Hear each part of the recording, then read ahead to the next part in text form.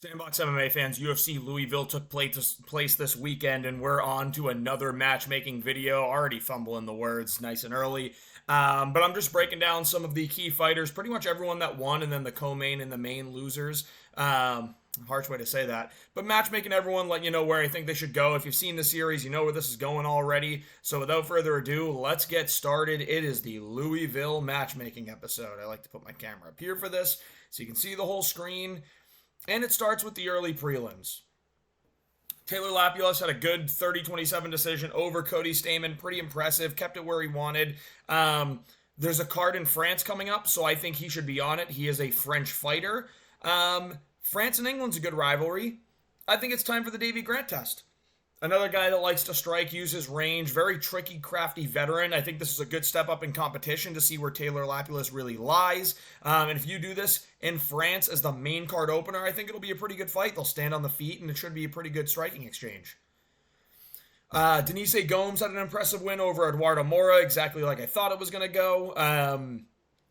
It was impressive, where I think she should fight somewhere in October, November. It wasn't like she took a grueling amount of punishment or anything. She got taken down a little bit, sure. But not really much damage was done to her. I think she can make this turnaround in 4, max 5 months. She should be quicker than that, but we'll see. Not in any rush to get her in the cage. It's not like it's going to be that much fun to watch. But I think she should fight. The loser of Jillian Robertson versus Michelle Waterson Gomez. This fight is coming up at International Fight Week at UFC 303. Gives whoever fights on this card about 4 or 5 months to recover as well. Think it could be an interesting fight. Denise Gomez gets another chance at the rankings after going down to fight Eduardo Mora. She did lose to Angela Hill, but as we know, Angela Hill's a tricky out. She beats both of these women, so I'm saying a fight night prelim in October or November. If it's Apex, they're probably going to make it a fucking main event because that's what they do. But we don't want to see that. Make it a prelim fight on a crowded fight night in October or November. Make the fans happy. Daniel Marcos, impressive win over John Castaneda. Really good win. Showcased a lot of good skills. The guy does everything right. I want him fighting on 306. He's a Latin fighter. If they're still doing Latin Independence Day, or technically it's on Mexican Independence Day, but it's supposed to be a Latin-based card on 306. Put him on the prelims against another Latin fighter. And Adrian Yanez. I think this would be an absolute battle. The winner of this fight can take a shot at the rankings, probably around number 15 ranked they can shoot at. Adrian Yanez, really good, crisp boxing, fun to watch. Daniel Marcos has some good, crisp boxing as well, and he can mix in things like knees. Strong fight IQ. I think this would be a sneaky banger. You make this the co-prelim headliner. 7th fight on the card is what they usually have it, or 8th, but if it's a pay-per-view, it'll be 7th.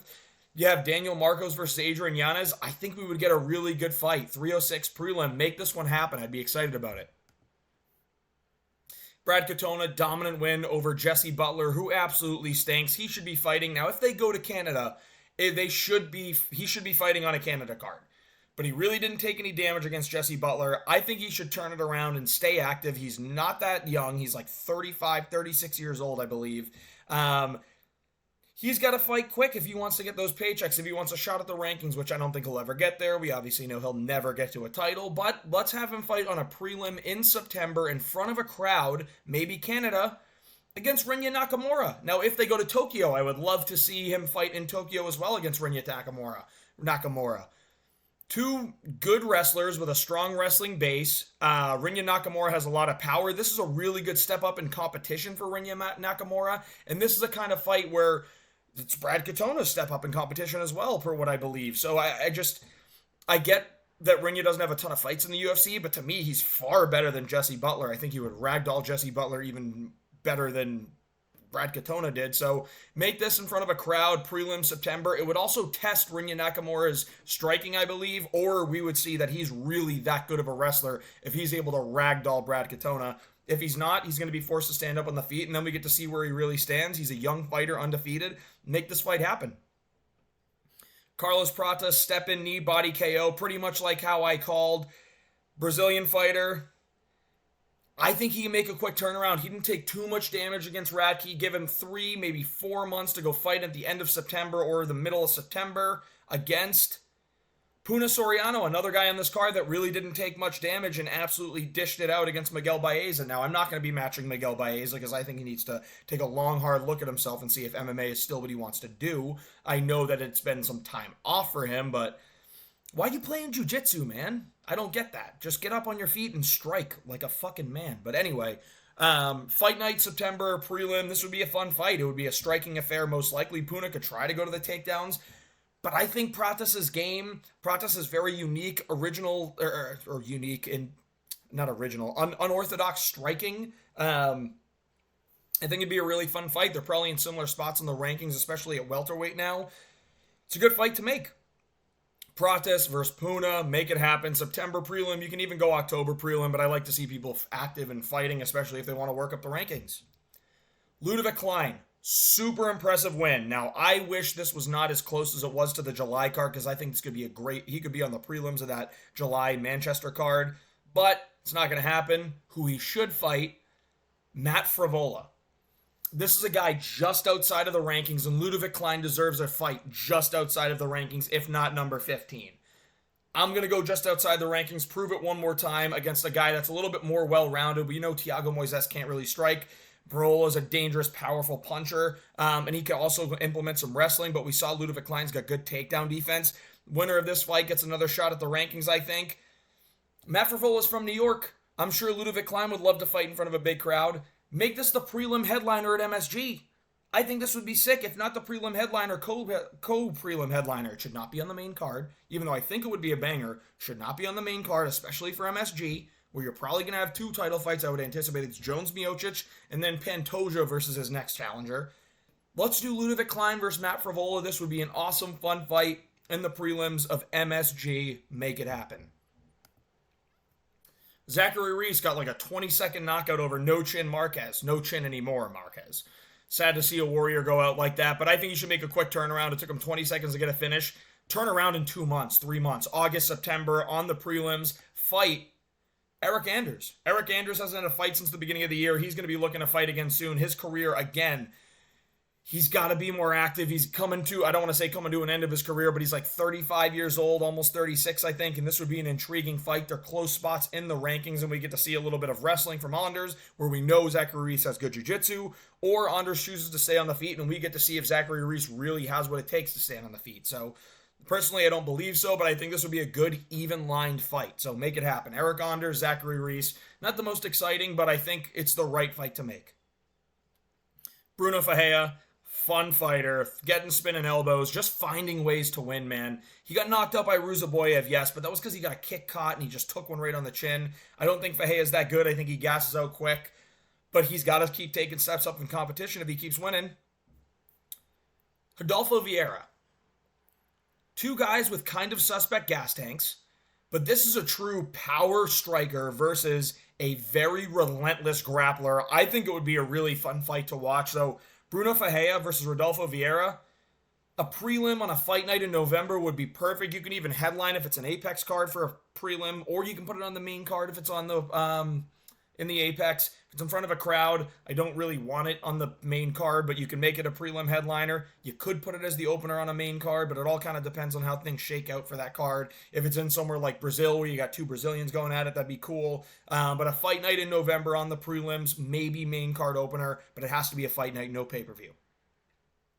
Raul Rosas destroyed Ricky Tercios, almost got choked, but the Crimson Chin, you can't really get it under his chin. We know that chin is just mystically attached to his neck. It's like someone there was blocking it. UFC 306, again, supposed to be Latin American heritage. Gotta get Raul Rosas on that. Put him on the prelims, because he doesn't deserve main card for that, especially a pay-per-view, but it'll be fun. Trayvon Jones. This is a not crazy step up in competition for Raul Rosas. I think Ricky Tercios is one of the worst fighters in the division, so anybody he fights is going to be better than Ricky. But it's not a crazy step up in competition. It's a different kind of challenge. Someone that can kind of wrestle, not very well, but can kind of wrestle, but really likes to stand and use his range on the feet. See how Raul Rosas holds up. We don't want to fast track him. He's 19 years old. He has a long ways to go. He's got a lot of ways to work. Give him some easy matchups to start out. Let him get comfortable. And then once he gets to 23 years old or so, 4 years from now, we can start talking about really close to the rankings people. I think you should take as much time as you can to continue to learn, grow, get better.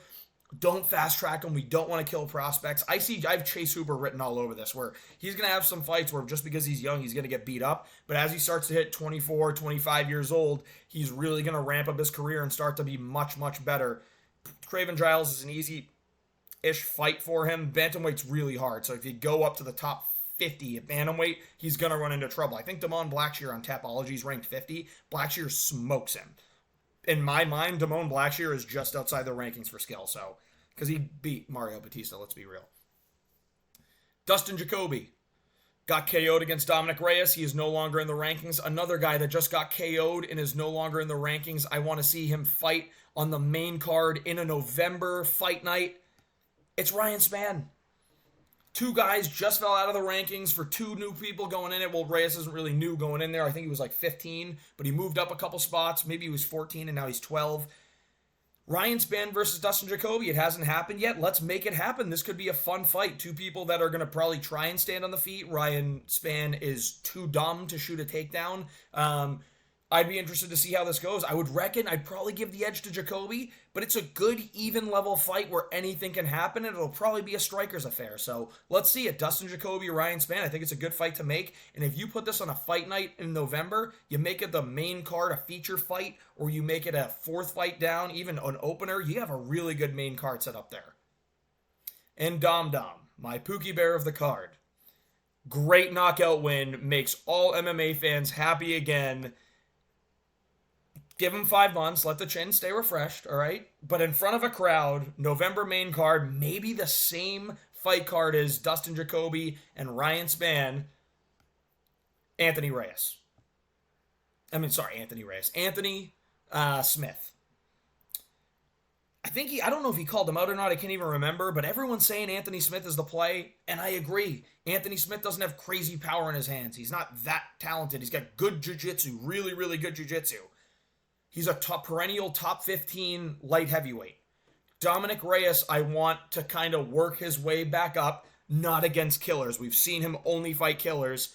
He beat Jacoby, who's a good fighter, good striker. Now let him go against Anthony Smith. This is kind of like a legends fight, we would call it.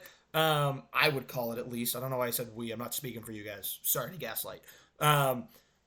Dom Reyes, Anthony Smith, it's the fight to make. Put it on a main card. This could be the co-main or the feature fight on a same card where right before it, it's Jacoby versus Spann. So that would be a really, really good way to have two solid light heavyweight fights on one card. I think this is the one to make. It's Dom Reyes, Anthony Smith, and a lot of people agree with me. Early stoppage, ruining Jared Cannonier's career. I think we reward him a little bit and don't make him go down in the rankings. Now, I wanted to say Paulo Costa. We may never get the chance to see Cannonier Paulo Costa if we don't do it now, but Paulo Costa does not continue to deserve top 5 opponents just because he's got the big name. He's got to fight down. Give him a win, get his confidence back, give him Delidze, give him someone lower in the rankings and see how it works out, okay? Jared Cannonier can turn around and fight in November. Took some damage. Give him 5 months, close to 6 if we're getting to the end of November there. Main event. Maybe for this card right here, November, these are the timelines I'm looking at. 4 or 5 months, 6 months is usually what I'm looking at for turnarounds. Because Jared Cannonier got knocked out, I want to see 5 months, and I know he hasn't been overly active, but he's older. Let's give him some time to refresh. It was a bad early stoppage. Do I think Imavov would have gotten the KO? Maybe, but we'll never know. I personally think he would have ended up getting it, but it would have been like 30 seconds later, so we kind of robbed Imavov of a great highlight as well. Give Cannonier a fight, not too far down in the rankings. Brendan Allen. Brendan Allen needs an opponent. He went to war 2 months ago against Chris Curtis. I think a great 7-month layoff for him by the time we get to November. That's a perfect timeline. Cannonier, Allen, main event of a fight night. Do it in front of a crowd. Make this the feature fight. Make this the fight below that. You have a great, great main card if you do that. So, Cannonier, Allen, ranked main event. This is a good one. And next is Nasruddin Imavov. Got the win. I want him to fight on the co-main event. I would have loved to have him fight in September, but I think that's going to be too quick of a turnaround for the people that I haven't matched against. Now, hear me out. It's the loser of Chimaev Whitaker. I'm in I'm in rare company saying Whitaker's going to get this one done. Khamzat can grapple him, but if he does not submit him or ground and pound TKO him in the first round, he is going to gas out middle of round 2, and Whitaker is going to pour it on in a 5-round main event, getting a late round 3, early round 4 or 5 TKO. That's how I see that going. I do think Chimaev's going to lose. Now, the other thing is, even if Whitaker loses, he may want to take time. But Khamzat Chimaev, really, this fight can go either way. Even if Whitaker wins, they're not going to want to give him a title fight if it's Izzy or Duplessis because he already fought those guys. Go Khamzat if Khamzat loses. Fight Imavov in Abu Dhabi, where is one of the only places that Khamzat can travel. Also of Dagestani or Russian roots, Nasruddin Imavov. Again, he's a French fighter now. He's from France now. But originally Dagestani roots, fighting in Abu Dhabi. We all know that's where a lot of the Dagestanis like to fight. It's pretty much home turf, which is great. Like, we have a lot of fighters that we can put on those cards. Make this the co-main event. Imavov versus Chimaev or Imavov versus Whitaker. And the main event is in October. It's on October 26th. That's over 4 months from this date. That's 4.5 months from this date. 4 months and a couple days. Little over 4 months from when the fight happened. So, Imavov took some damage, but he takes the damage well. Make this the co-main event. You put Islam Makhachev as the title fight on that card against Arman Sarukian, and you have this as the co-main event. You have a great card that everyone's tuning in for. This is the UFC matchmaking after Louisville. Let me know what you guys think. Are there other fights that should be made? Did I botch this completely? Did you enjoy it? Let me know. I'm willing to hear it. If you have any other ones, please leave it in the comments. I like doing this series, and I continue to keep doing them. They don't get the most views, but who knows? Maybe one day. Thanks for watching. Please remember to like and subscribe.